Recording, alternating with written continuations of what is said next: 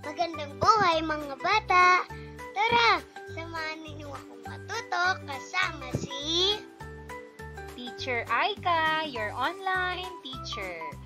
Please don't forget to subscribe, like, share, and hit the notification bell for more videos. Thank you!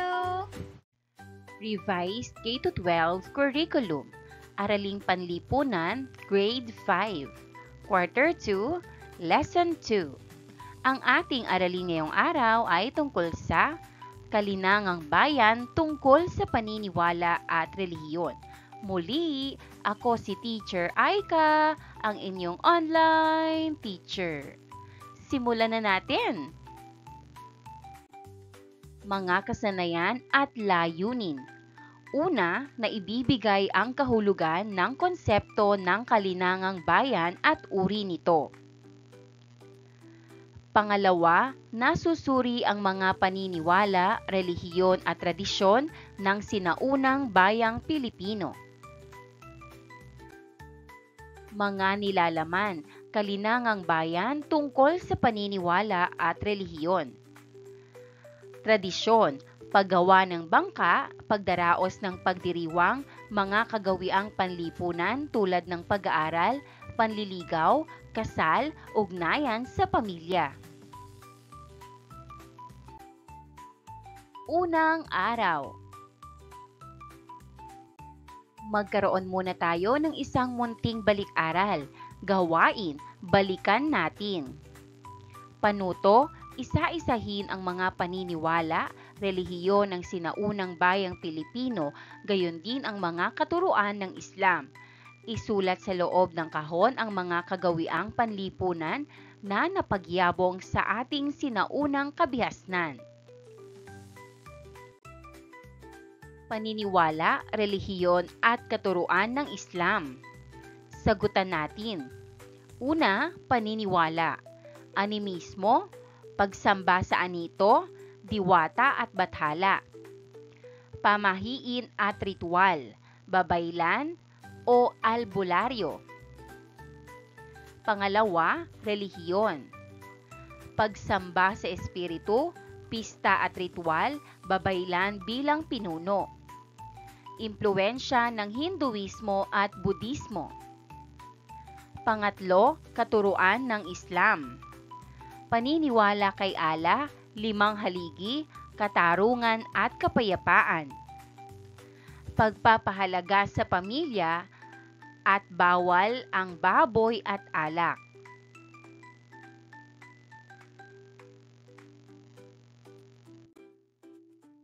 Paglinang sa kahalagahan sa pagkatuto sa aralin. Gawain bilang isa, subukan natin. Panuto, suriing mabuti ang larawan na nasa ibaba. Ano ang iyong napapansin?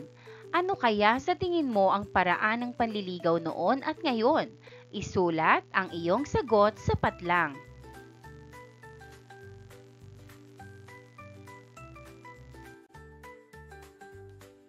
Tingnan nating mabuti ang larawan. Ibahagi sa klase ang iyong napapansin.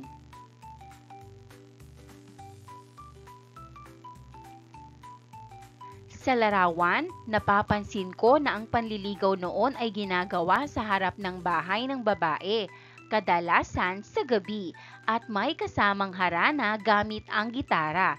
Nakadungaw ang babae sa bintana habang pinakikinggan ang lalaki. Sa tingin ko, ang paraan ng panliligaw noon ay mas tradisyonal at mas may respeto.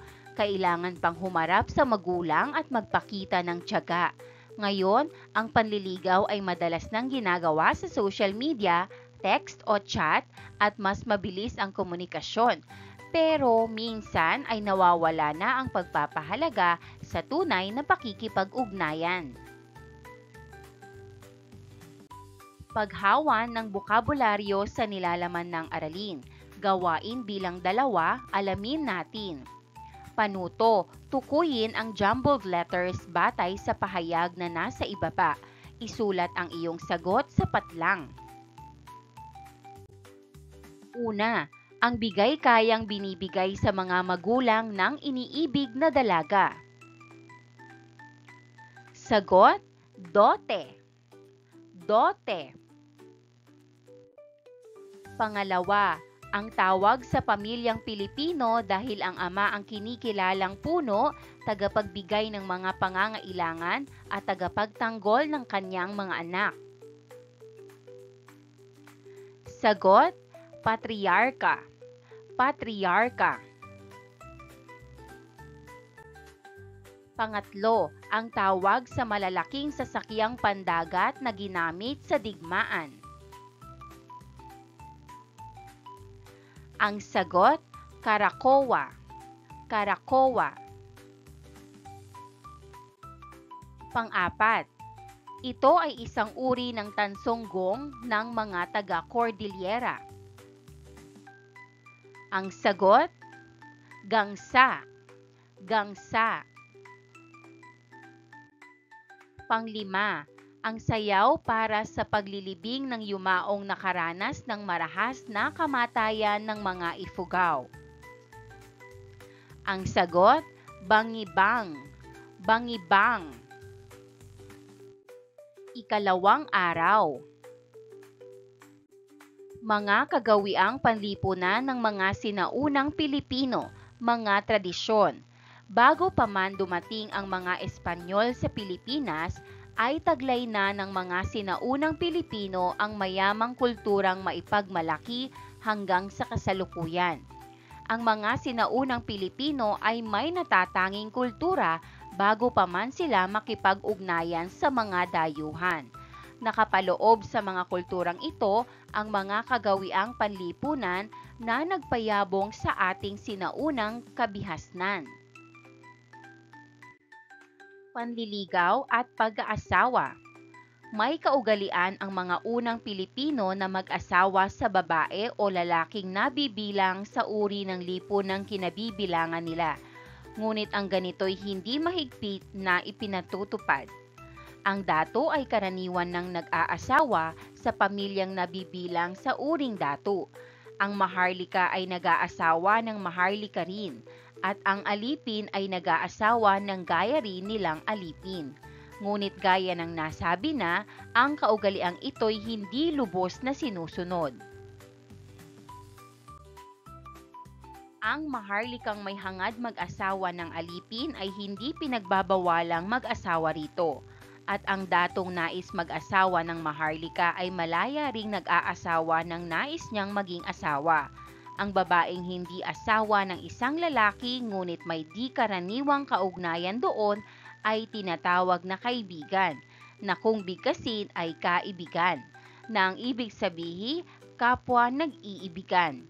Sa kanilang batas na batay sa kinamulatan at kinaugalian, ang mga anak sa asawa ay lehitimo o tunay, samantalang ang mga anak sa labas, wika nga, ay hindi tunay kaya't hindi maaaring magmana ng ari-arian sa kanyang ama. Ang pag-aasawa noong unang panahon ay hindi madali, sapagkat ang lalaki ay maraming pagdaraanan bago maging karapat-dapat sa mga magulang ng babaeng pinipintuho. May kaugalian noon na hanggang ngayon ay sinusunod sa isang liblib na pook ng Pilipinas, na ang nanliligaw ay maglilingkod muna sa mga magulang ng dalaga sa loob ng ilang buwan o kung minsan ay mga taon. Ang mga lalaking umiibig noon ay handang magpakasakit at magtiis ng hirap alang-alang sa kanyang minamahal. Ang lalaki ay nagsisibak ng kahoy, umiigib ng tubig at gumagawa ng anumang bagay na iutos sa kanya ng mga magulang ng dalaga. Sa likod ng mataimtim na paglilingkod na ito ay hindi pinahihintulutang makipag-usap ang lalaki sa dalaga. Ang mata lamang nila ang nag-uusap at nagpapahayag ng kani-kanilang dinaramdam. Walang pagkakataong magkausap ang dalawa sapagkat mahigpit ang mga magulang. Matapos matanto ng mga magulang ng dalaga na ang nandiligaw ay karapat-dapat, ang pagsang-ayon nila ay ipapaalam sa lalaki. Datapwat, ang ganitong pagsang-ayon ay may kondisyon. Siya, ang lalaki, ay magkakaloob ng bigay kaya o dote sa mga magulang ng dalaga. Ang bigay kaya ay karaniwan ng lupa, ginto o anumang ari-ariang mahalaga. Magbibigay rin ang binata ng panghimuyat sa mga magulang ng dalaga na maaaring salapi bilang bayad sa mga araw at gabi ng pagbabantay at pagpupuyat ng mga magulang mula pagkabata hanggang magdalaga.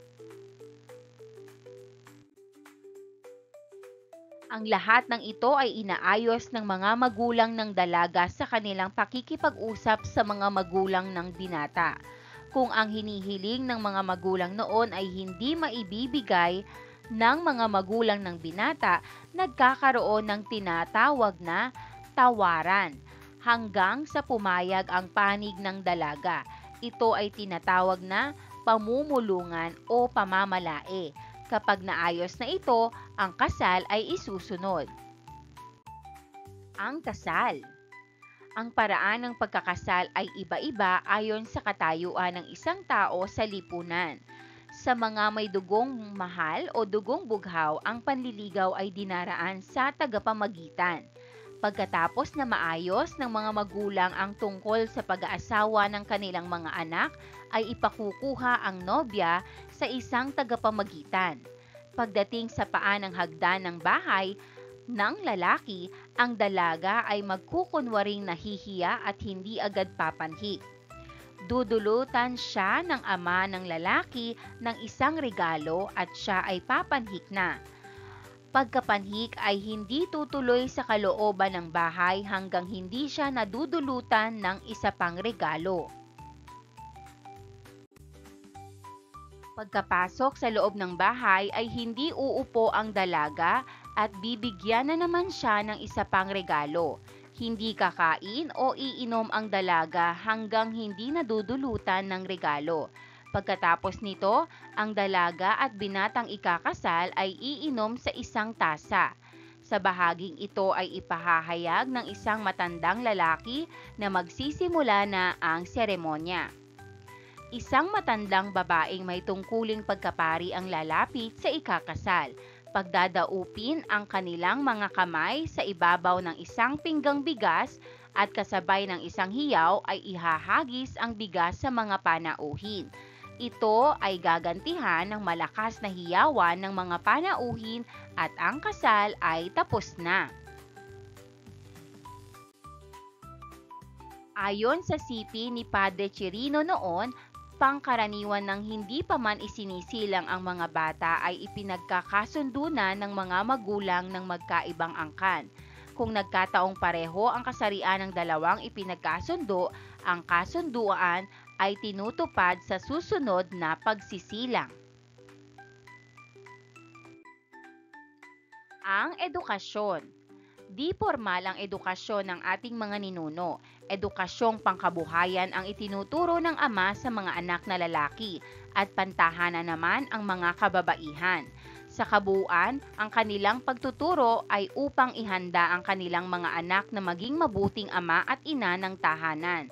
Sa kabila ng mga paghahandang iyan, napatunayang napakahalaga ng edukasyong Pilipino para sa ating mga ninuno. Ayon sa mga pagsusuri ni Padre Chirino, isang Kastilang manunuri at mananaliksik ang halos lahat ng babae at lalaki ay marunong bumasa at sumulat ng katutubong alpabeto. Ang sinaunang katutubo ay may alpabetong kilala sa tawag na alibata. Ito ay binubuo ng 17 simbolo na kumakatawan sa mga titik. 3 lamang ang patinig at 14 ang katinig. Ang pamilyang Pilipino. Ang pamilyang Pilipino ay kinikilalang pinakamaliit, pinakamahalagang pangkat ng lipunan. Ang isang pangkaraniwang pamilyang Pilipino ay binubuo ng ama, ina at mga anak. Patriarka ang pamilyang Pilipino dahil ang ama ang kinikilalang puno, tagapagbigay ng mga pangangailangan at tagapagtanggol ng kanyang mga anak. Ang ina sa pag-aaruga ng kanyang mga anak. Mataas ang pagtingin at pagkilala sa bawat pamilya. Ang lipunan ay lubos na umaasa sa kagandahang asal at pag-uugali ay dapat na matutuhan at malinang sa loob pa lamang ng isang tahanan. Paggawa ng bangka. Mahalaga ang kaalaman ng mga sinaunang Pilipino sa paglalayag at paggawa ng mga sasakyang pandagat. Ang kaalaman ng sinaunang Pilipino sa paglalayag ay umusbong dahil sa pagiging arkipelago ng Pilipinas.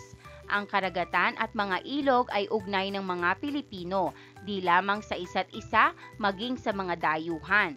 Ito ang naging pangunahing daluyan ng impormasyon at kalakalan sa buong bansa. Matitibay, matutulin at hinahangaan ang mga bangkang nagmula sa Pilipinas. Pinaunlad ng mga sinaunang Pilipino ang paggawa ng mga sasakyang pandagat para sa iba't ibang gamit katulad ng mga balanghay, mga paraw para sa pakikipagkalakalan at mga karakowa o ang malalaking sasakyang pandagat na ginamit sa digmaan. Pagdaraos ng pagdiriwang. Likas na mahilig at mahusay ang mga sinaunang Pilipino sa musika.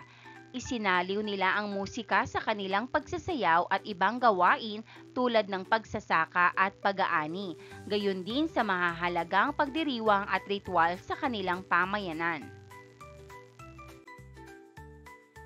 Gumamit din sila ng mga katutubong instrumento gaya ng gangsa, isang uri ng tansonggong ng mga taga-Cordillera, kaleleng, instrumentong pinatutunog gamit ang ilong ng mga bontok, at ang tambuli ng mga Tagalog na yari sa sungay ng Kalabaw. Mayroon din silang awit at sayaw para sa iba't ibang pagdiriwang at gawain. Narito ang mga larawan: gangsa, kaleleng, at tambuli. Nakakita na ba kayo ng mga ganito?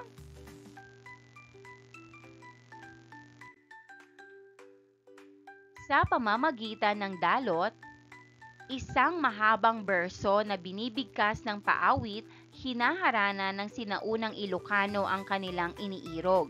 Katumbas ng dalot ang ayeg-clue ng mga Igorot. May mga awitin din sila para sa tagumpay sa digmaan, pagpapakasal, pagluluksa, pagsamba sa mga Diyos at mga larong pambata. Mayaman din sa katutubong sayaw ang sinaunang Pilipino.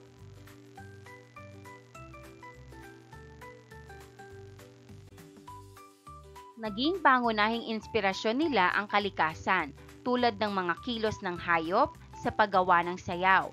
Halimbawa, ang tinikling na hango sa galaw ng ibong tikling. May mga sayaw rin sila na bahagi ng ritual tulad ng pagdiwata, sayaw ng pasasalamat para sa magandang ani, ng mga tagbanwa sa Palawan. Marami ring mga sayaw ang may kinalaman sa gawaing pangkabuhayan. Halimbawa, ang sayaw ng pagtatanim at paggapas ng mga magsasaka sa Katagalugan at pamulad isda o sayaw ng pagpapatuyo ng isda ng mga taga-Negros. Iba pang halimbawa ng sinaunang sayaw ay ang salidsid o sayaw sa panliligaw ng mga kalinga at ang bangibang, sayaw para sa paglilibing ng yumaong nakaranas ng marahas na kamatayan ng mga Ifugao.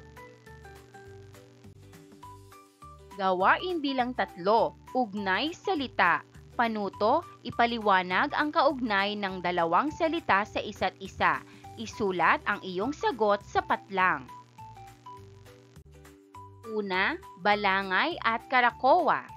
Sagot, balangay ay sasakyang pandagat ng ating mga ninuno. Karakowa o ang malalaking sasakyang pandagat na ginamit sa digmaan. Pangalawa ay gangsa at kaleleng. Sagot, gangsa ay isang uri ng tansonggong ng mga taga-Cordillera. Ang kaleleng naman ay instrumentong pinatutunog gamit ang ilong ng mga bontok. Pangatlo, pagdiwata at tinikling. Sagot, Tinikling na hango sa galaw ng ibong tikling. Pagdiwata naman ay sayaw ng pasasalamat para sa magandang ani ng mga tagbanwa sa Palawan. Pang-apat, panliligaw at kasal. Sagot, panliligaw ay panunuyo ng lalaki sa iniibig na babae. Kasal ay pag-iisang dibdib ng nag-iibigang o pinagkasundong babae at lalaki. Panglima, edukasyon sa babae at edukasyon sa lalaki. Sagot, edukasyong pangkabuhayan ang tinuturo ng ama sa mga anak na lalaki at pantahanan naman ang mga kababaihan.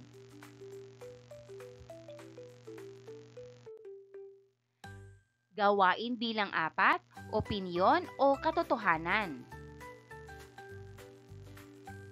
Panuto, isulat ang O sapat lang kung ito ay opinyon at K kung ito ay katotohanan. Una, ang mga sinaunang Pilipino ay may pinaniniwalaan na ang mga bagay sa kalikasan ay banal at may kaluluwa. Sagot, K. Katotohanan. Pangalawa, ang mga sinaunang kalalakihan ay naglalagay ng tato sa buong katawan dahil sa paniniwalang ito ay maganda sa paningin. Sagot, O. Opinyon. Pangatlo, pinababauna ng mga sinaunang Pilipino ang mga yumao ng mga kasangkapan tulad ng seramika at mga palamuti upang ito daw ay may magamit sa kabilang buhay. Sagot, O. Opinyon. Pang-apat, ang kaalaman ng mga sinaunang Pilipino sa paggawa ng bangka at paglalayag ang nakatulong sa kanila upang makakuha ng mga impormasyon at makipagkalakalan sa ibang bansa. Sagot, K. Katotohanan. Panglima, may iba't ibang awit at sayaw ang mga sinaunang Pilipino sa kanilang pang-araw-araw na gawain, gayon din sa mahahalagang pagdiriwang at mga ritual. Sagot, K. Katotohanan.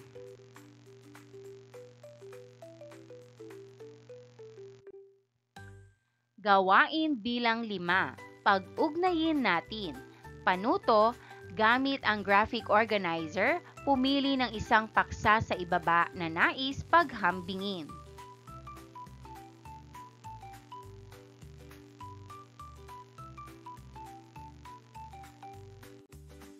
Halimbawa, A. Tradisyon sa kasal noon at ngayon. Noon, ang kasal ay nagsisimula sa pamamanhikan kung saan ang lalaki at ang kanyang pamilya ay nagdadala ng bigay-kaya bilang regalo sa pamilya ng babae. Karaniwang pinag-uusapan at pinaplano ito ng mga magulang ng magkabilang panig at may kasunduan ang pamilya. Ngayon, ang kasal ay mas moderno na at ang magkasintahan na mismo ang pumipili kung saan at kailan sila ikakasal. Madalas may mga wedding planner at ginaganap ito sa iba't ibang lugar tulad ng simbahan, beach o hotel. Gawain bilang 6, show and tell, pangkatang gawain.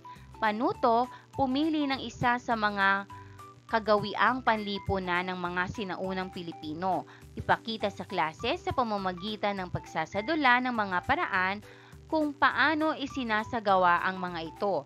Sagutan ang mga katanungan sa ibaba. Unang pangkat, kasal. Ikalawang pangkat, edukasyon.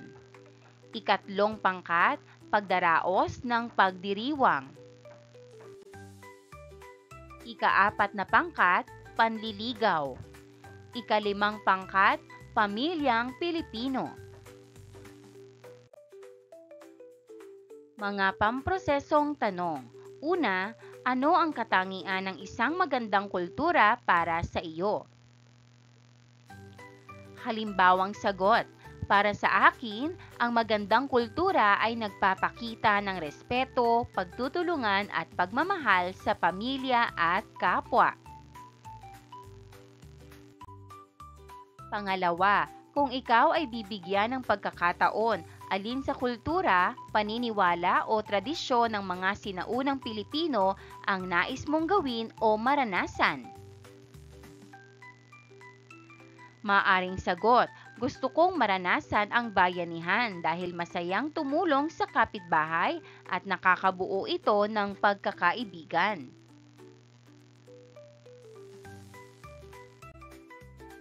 Pangatlo, sa kabila ng modernisasyon, paano mo mapapanatili ang kulturang sariling atin? Maaaring sagot, mapapanatili ko ito sa pamamagitan ng pagsunod sa magagandang kaugalian gaya ng pagmamano, paggalang sa nakatatanda at pagdiriwang ng mga pista. Ikatlong araw. Gawain bilang 7, pangkatin natin. Panuto, tukuyin kung anong uri ng kultura ang tinutukoy sa bawat bilang. Isulat ito sa loob ng kahon ayon sa uri nito.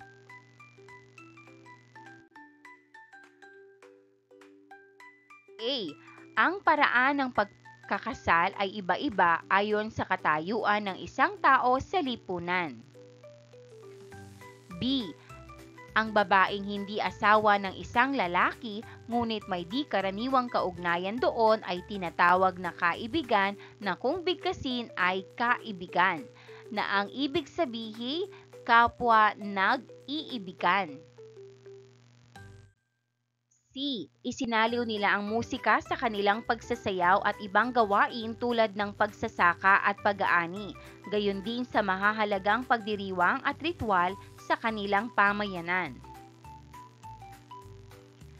D. Ang lipunan ay lubos na umaasa sa kagandahang asal at pag-uugali ay dapat na matutuhan at malinang sa loob pa lamang ng isang tahanan. E. May kaugalian ang mga unang Pilipino na mag-asawa sa babae o lalaking nabibilang sa uri ng lipunang kinabibilangan nila. F.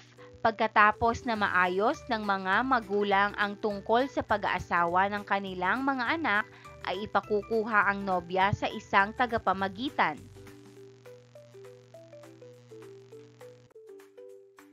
G. Patriarka ang pamilyang Pilipino dahil ang ama ang kinikilalang puno, tagapagbigay ng mga pangangailangan at tagapagtanggol ng kanyang mga anak.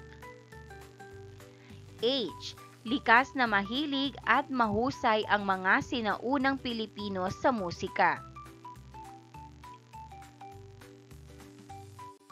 Sagutan natin, mga kagawiang panlipunan ng mga sinaunang Pilipino, mga tradisyon. Kasal. A. Ang paraan ng pagkakasal ay iba-iba ayon sa katayuan ng isang tao sa lipunan. F. Pagkatapos na maayos ng mga magulang ang tungkol sa pag-aasawa ng kanilang mga anak, ay ipakukuha ang nobya sa isang tagapamagitan. Pagdaraos ng pagdiriwang. H. Likas na mahilig at mahusay ang mga sinaunang Pilipino sa musika. C. Isinaliw nila ang musika sa kanilang pagsasayaw at ibang gawain tulad ng pagsasaka at pag-aani, gayon din sa mahahalagang pagdiriwang at ritual sa kanilang pamayanan. Panliligaw at pag-aasawa. E. May kaugalian ang mga unang Pilipino na mag-asawa sa babae o lalaking nabibilang sa uri ng lipunang kinabibilangan nila. B. Ang babaeng hindi asawa ng isang lalaki, ngunit may di karaniwang kaugnayan doon ay tinatawag na kaibigan, na kung bigkasin ay kaibigan, na ang ibig sabihin kapwa nag-iibigan. Ang pamilyang Pilipino. G. Patriarka, ang pamilyang Pilipino dahil ang ama ang kinikilalang puno, tagapagbigay ng mga pangangailangan at tagapagtanggol ng kanyang mga anak. D. Ang lipunan ay lubos na umaasa sa kagandahang asal at pag-uugali ay dapat na matutuhan at malinang sa loob pa lamang ng isang tahanan. Gawain bilang 8, palawakin pa natin. Panuto sa iyong kwaderno, gumawa ng learning journal. Sagutin ang mahalagang tanong sa ibaba bilang paglalahat sa araling ito. My learning journal. Ano ang naging kahalagahan ng kalinangang bayan o mga sinaunang kultura bilang pagkakakilanlan ng bayan? Maaaring sagot, ang kahalagahan ng kalinangang bayan o mga sinaunang kultura ay nagbibigay ito ng pagkakakilanlan sa ating bayan. Dahil dito, natin nakikita kung paano namuhay ang ating mga ninuno, ano ang kanilang pinahahalagahan at paano nila pinagyaman ang ating mga tradisyon na hanggang ngayon ay ginagamit pa rin natin bilang bahagi ng ating pagkakaisa at pagmamalasakit sa isa't isa. Ika-4 na araw. Pagsusulit. Panuto, bilugan ang salitang bubuo sa diwa ng pangungusap. Una, ang patlang ay karaniwang lupa, ginto o anumang ari-ariang mahalaga. Sagot, bigay kaya. Pangalawa, inaayos ng mga patlang ng dalaga sa kanilang pakikipag-usap sa mga magulang ng binata. Sagot, magulang. Pangatlo, kung ang hinihiling ng mga magulang noon ay hindi maibibigay ng mga magulang ng binata, nagkakaroon ng tinatawag na patlang hanggang sa pumayag ang panig ng dalaga. Sagot, tawaran. Pang-apat, ang paraan ng patlang ay iba-iba ayon sa katayuan ng isang tao sa lipunan. Sagot, pagkakasal. Pang-5, ayon sa sipi ni Padre Chirino noon, pangkaraniwan ng hindi pa man sinisilang ang mga bata ay patlang na ng mga magulang ng magkaibigang angkan. Sagot, ipinagkakasundo. Pang-6, patlang ang edukasyon ng ating mga ninuno. Sagot, di formal. Pang-7, ang sinaunang katutubo ay may alpabetong kilala sa tawag na patlang. Sagot, alibata. Pang-8, ito ay binubuo ng patlang, simbolo na kumakatawan sa mga titik. Sagot, 17. Pang-9 hanggang 10, patlang lamang ang patinig at patlang ang katinig. Sagot, 3 at 14.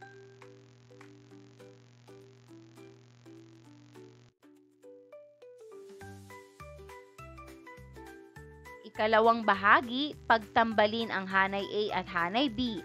Isulat ang iyong sagot sa patlang. Ika-11, malalaking sasakyang pandagat na ginamit sa digmaan. Sagot, D. Karakoa. Ika-12, yari sa sungay ng Kalabaw ng mga Tagalog. Sagot, E. Tambuli. Ika-13, hango sa galaw ng ibong tikling. Sagot, A. Tinikling. Ika-14, Sayaw sa panliligaw ng mga kalinga. Sagot B. Salidsid. Ika-15, sayaw ng pasasalamat para sa magandang ani ng mga tagbanwa sa Palawan. Sagot C. Pagdiwata. Maraming salamat sa panonood. Huwag kalimutang i-like at mag-subscribe para sa higit pang educational content. I-click ang bell icon para ma-update ka sa ating mga bagong video. Salamat!